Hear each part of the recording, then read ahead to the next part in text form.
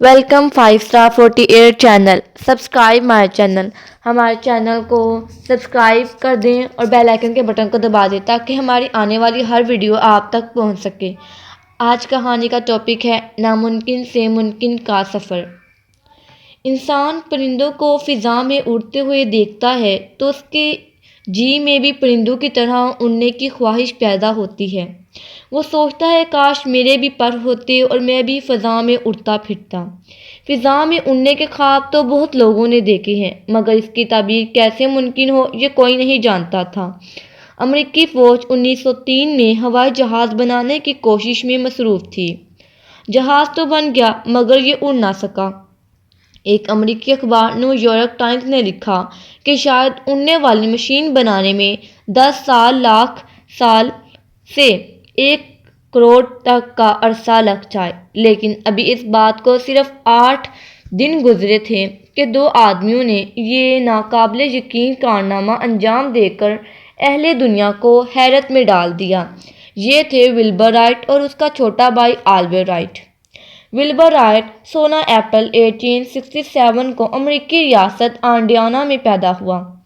उसका छोटा भाई आल्बर्ट राइट 19 अगस्त 1871 को रियासत ओहायो में पैदा हुआ। दोनों भाई तमाम उम्र इकट्ठे रहे। वो भाई होने के साथ साथ गहरे दोस्त भी थे। एक साथ रहते, एक साथ खेलते, एक साथ काम करते और एक साथ सोचते थे। मिल्टन राइट नामी एक पादरी के बेटे थे। राइट बरादरान के वालिद अक्सर खर्च के मामलात के सिलसिले में सफ़र में रहते। उनकी वालदा कॉलेज की तालीम याफ्ता खातून थी। वो रियाजी साइंस की माहिर थी। ख़ास तौर पर वो मुख्तलिफ़ आलात को इस्तेमाल करने में महारत रखती थी। वो खुद भी चीज़ें बनाती थी। आर्लर ने अपने बचपन के बारे में लिखा कि हम खुशकिस्मत थे कि हम एक ऐसे माहौल में पैदा हुए जहां बच्चों की हौसला अफजाई की जाती थी, जो चीज़ उनमें तजस्सुस उभारे और उसके बारे में खोज लगाएं। घर में पढ़ने का रुझान गालिब था। 2 लाइब्रेरियां मौजूद थी। इनमें से एक मजहबी किताबों पर मुश्तमिल थी जबकि दूसरी आम किताबों का ज़ख़ीरा था। मताले से भी राइट बरादरान में परवाज़ के बारे में तजस्सुस उभरा। 1878 में मिल्टन राइट ने अपने बेटों के लिए एक खिलौना हेलीकॉप्टर लेकर आया। यह कागज़, बांस और कार्क से बना हुआ खिलौना था। इसमें एक रबर लगा हुआ था। उसे काफ़ी देर घुमाने के बाद छोड़ते तो ये फ़िज़ा में बुलंद हो जाता, चंद सेकंड फ़िज़ा में रहता, फिर नीचे गिर जाता। इसका साइज़ एक इंसानी हाथ के मुसावी था। इस वक्त आल्बर्ट की उम्र 7 साल थी जबकि विल्बर 11 साल का था। बच्चों के दिल में उड़ने की चिंगारी तो पहले ही थी, लेकिन इस खिलौने को पाकर वो चिंगारी मज़ीद भड़क उठी। दोनों भाई इस खिलौने के साथ खेलते रहते। ये खेल उनको बहुत भाया। जब देखो इसी के साथ खेलते रहते। आखिरकार कागज़ फट गया और रबर टूट गया। उन्होंने ऐसा ही खिलौना बनाने की कोशिश की, मगर उसका वज़न इस कदर ज़्यादा हो गया कि वो हवा में परवाज़ न कर सका। खिलौना हेलीकॉप्टर बनाने का तजुर्बा अगरचे नाकाम हो गया, ताहम उन्हें एक नया ख्याल सूझा।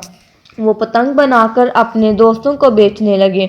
उन्होंने कई डिज़ाइन आजमाए, बिलाखिर वो सही डिज़ाइन बनाने में कामयाब हो गए। पतंग यूं हवा में उड़ती जैसे इसको पर लग गए हों। 1889 में वेबर की आमद से आर्बर ने एक प्रिंट प्रेस डिज़ाइन किया। वो अपने बनाए गए प्रेस पर अखबार छपाते रहे। 1892 में उन्होंने साइकिल की एक दुकान खोली। 4 साल बाद एक जर्मन हवाबाज गाइड उड़ने की कोशिश में जान से हाथ धो बैठा। इससे भी राइट बरादरान के हौसलों को तौक़ीयत मिली। उन्होंने सोचा इंसान का फ़िज़ा में उड़ने का ख्वाब शर्मिंदा ताबीर हो सकता है। 1900 से लेकर 1902 तक दोनों भाई मुसलसल तजर्बात करते रहे। फ़िज़ा में रहा। फिर 1903 का वो तारीखी लम्हा आन पहुंचा जब ये दोनों भाई नामुमकिन को मुमकिन बनाने की जुस्तजू में कामयाब हो चुके थे। ये 17 दिसंबर की बात है। आल्बर्ट 12 सेकंड से ज़्यादा देर फ़िज़ा में रहा।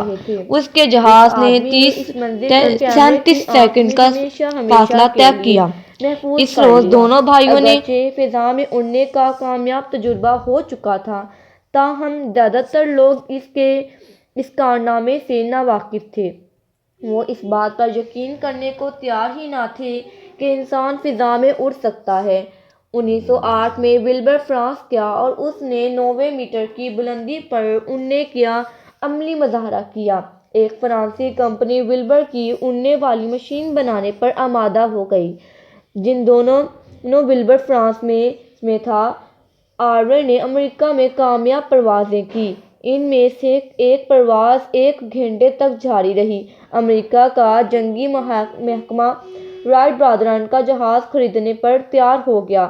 دیکھتے ہی دیکھتے رائٹ برادران کی شہرت کو پر لگ گئے۔ اخبارات میں ان کے بارے میں لمبی لمبی کہانیاں چھپنے لگیں۔ وہ ہیرو بن چکے تھے، جہاں جاتے لوگ ان کے پیچھے پیچھے چلتے۔